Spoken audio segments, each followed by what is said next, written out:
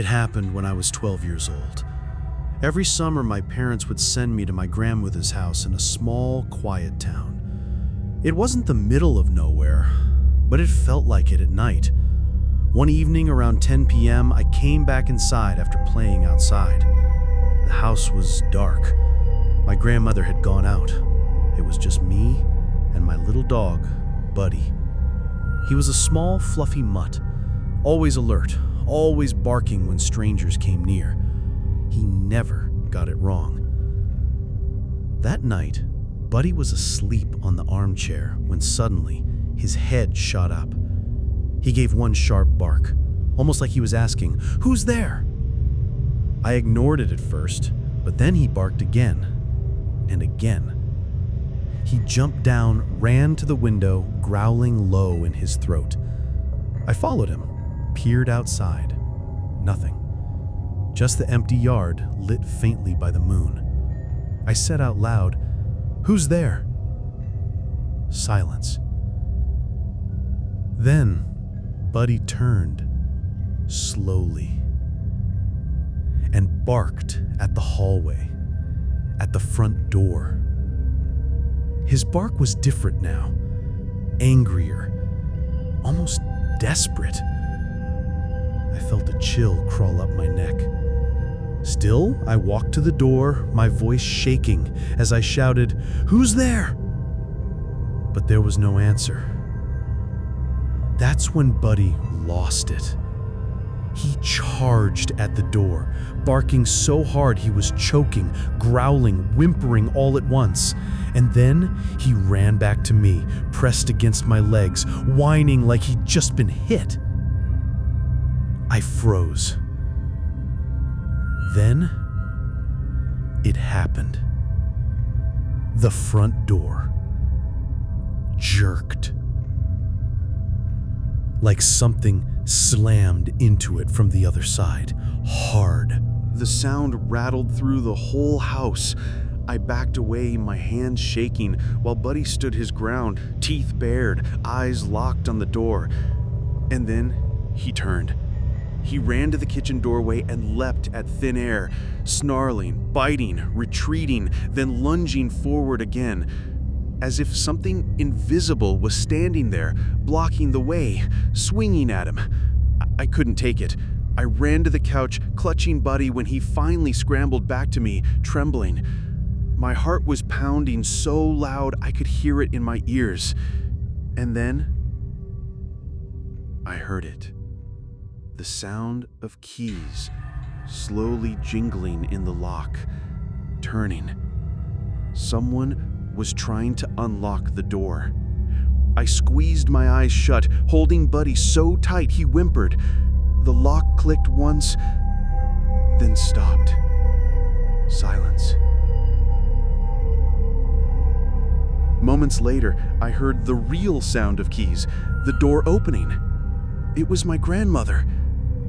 When I told her what had happened, she just laughed it off, said I'd been watching too many scary shows.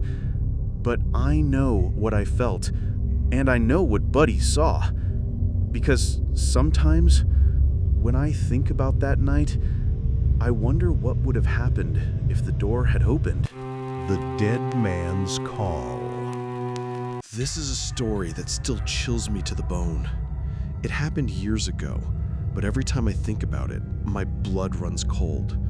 And trust me, after hearing this, you'll double check if you're really home alone tonight.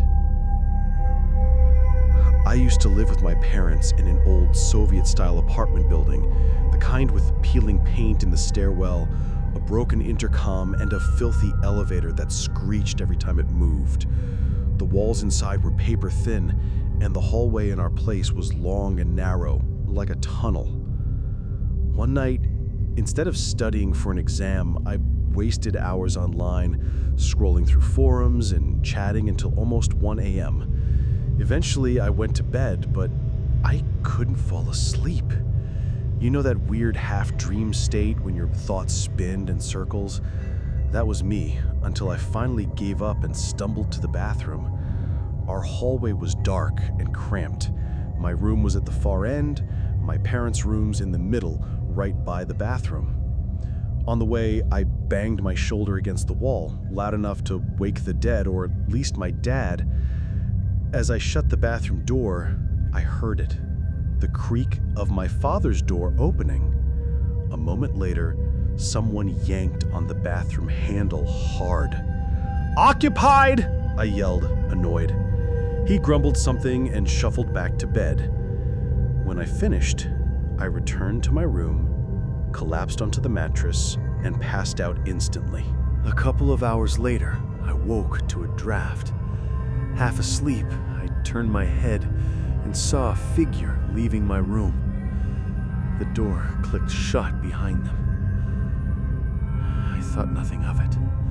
My dad wakes up around 5 a.m. for work, sometimes grabbing things from the balcony storage connected to my room. I just groaned, rolled over, and tried to fall back asleep. But then, about half an hour later, something yanked me awake. It wasn't a sound. It wasn't a movement. It was pure dread. My body sat up before my brain caught up. The room was pitch black, silent except for the ticking clock on the wall. My heart pounded, frozen in my chest. And then, like ice water down my spine, the thought hit me.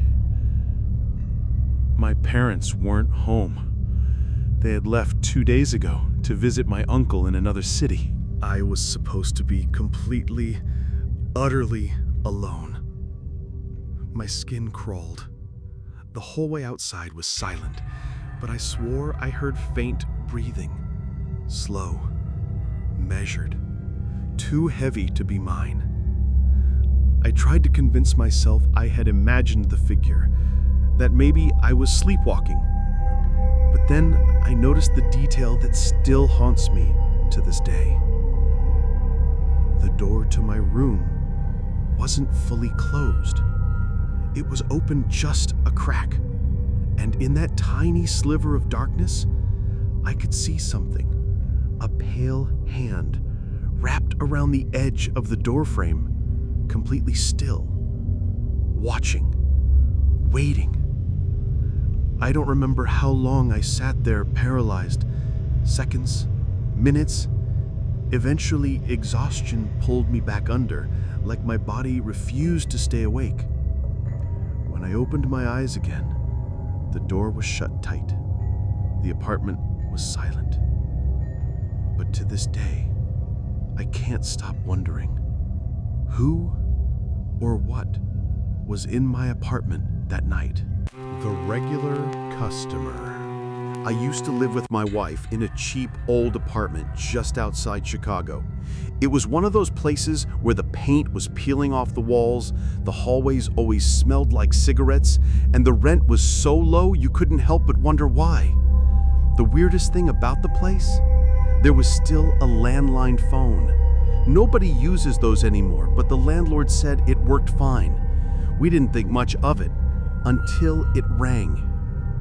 It was just after midnight. My wife and I were up late watching a movie. I picked it up. For almost 2 minutes, I couldn't say a word. There was static, heavy crackling, and under it, a man's voice, distant, low, like he was talking from miles away. I couldn't make out most of it, but then I heard a name repeated over and over. Katie, Katie, I need Katie. And then something else like, it's good here, it's peaceful. I handed the phone to my wife. She heard it too.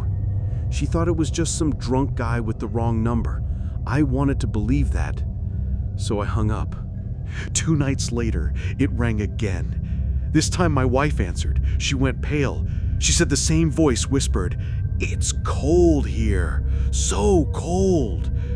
Then again, the same words, "Katie, I need Katie." At that point, I was done. Wrong number or not, it was creepy as hell. A few days later, we threw a little housewarming party. Some friends from work came over. Drinks, music, laughter. And right in the middle of it, the phone rang. My buddy Josh picked it up. He'd had a few beers and thought it'd be funny to mess with whoever was on the line. He kept laughing, asking stupid questions. Then he joked, "What are you calling from, the afterlife or something?" There was silence, just static. And then the voice came through, clearer than before. "From the place where you'll all be someday, Josh." Josh froze. Everyone else laughed at him, but I could see the blood drain from his face. He swore he hadn't said his name. An hour later, when the party was winding down, the phone rang again. This time my cousin Sarah grabbed it. She was irritated. She said, "Listen, there's no Katie here. Stop calling." And then, silence. Except the phone cord dangled loose on the floor. Someone must have tripped on it earlier and pulled it out of the wall. The phone wasn't even plugged in, but we could all hear it. A fading voice, whispering, until it died into nothing. The calls stopped after that night. Sometimes I wonder if whoever or whatever was on the other end finally gave up or finally found their Katie. But I'll tell you this, I've never had another landline phone in my house, and I never will. Saved by a stray. This happened back in the summer of 2004. I was just a teenager, about to start my senior year of high school. I went to spend the last couple of weeks of vacation with my grandma. She lived out in the country in this old farmhouse near the woods, right across from a small cattle farm. A few days after I arrived, my grandma got sick. Nothing too serious, but my aunt, who worked at the local hospital, convinced her to check in for a week.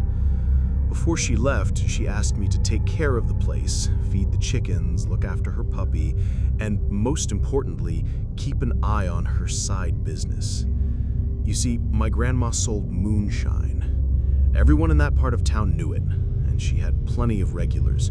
Local farmhands, lumber guys, factory workers. They'd stop by before or after work to grab a bottle. For the first 3 or 4 days, everything was quiet.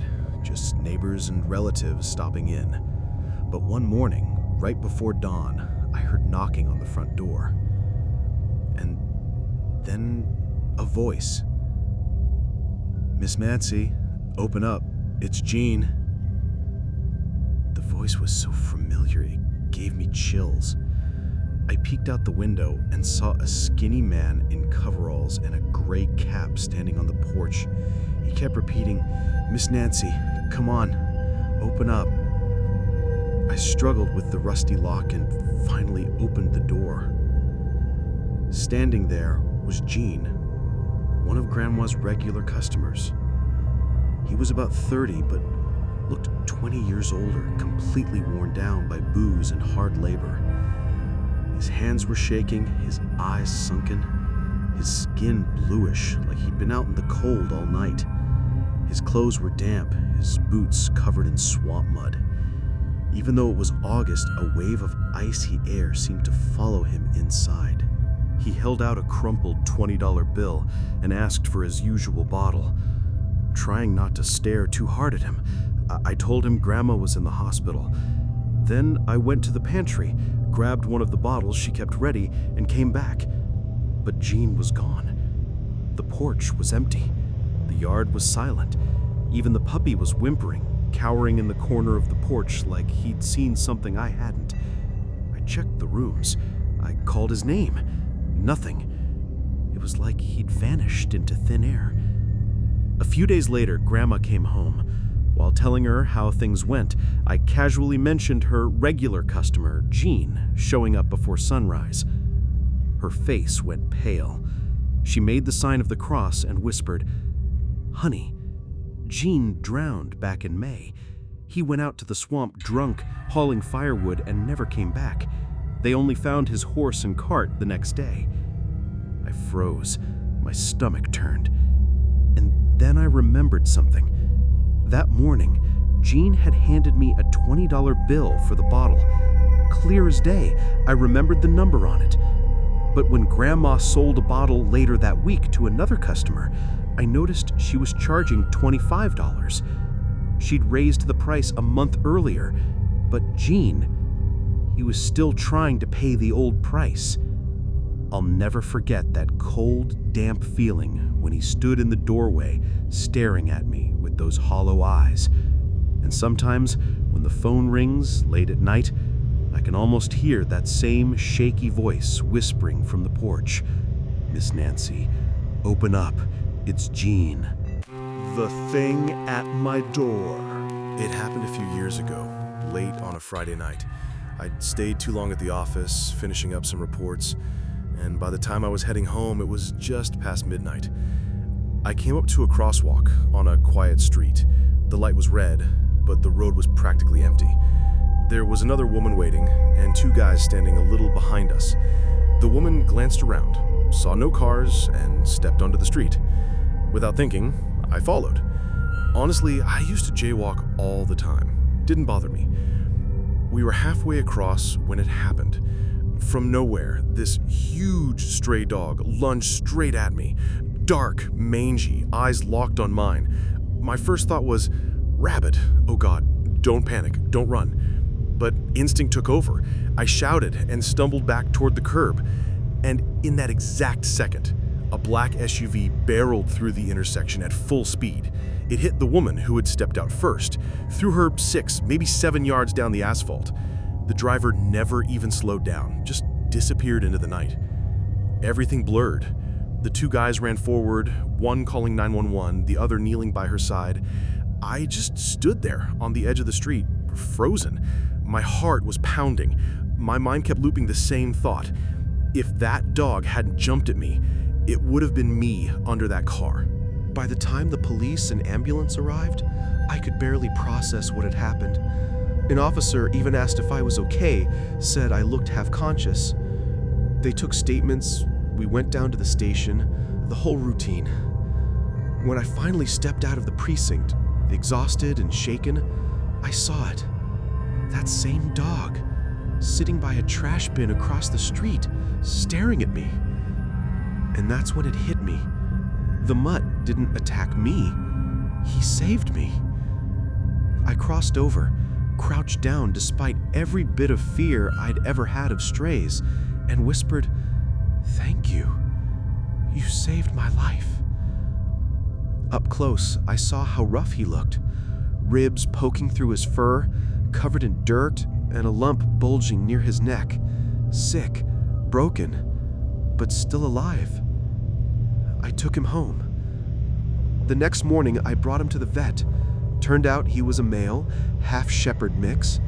They gave him shots, treated the tumor, started him on meds.